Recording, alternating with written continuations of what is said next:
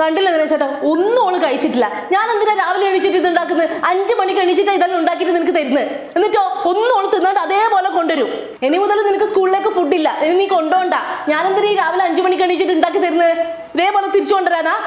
ഇനി എന്നെ കൊണ്ട് കഴിയില്ല. ഇനി അച്ഛനും മോളും എന്താന്ന് വെച്ചാൽ ആയിക്കോ. എനിക്ക് ഇനി ഇവർക്ക് ഫുഡ് ഉണ്ടാക്കി കൊടുക്കാൻ കഴിയില്ല. നിങ്ങൾ എന്താന്ന് വെച്ചാൽ ആക്കിക്കോട്ടാ.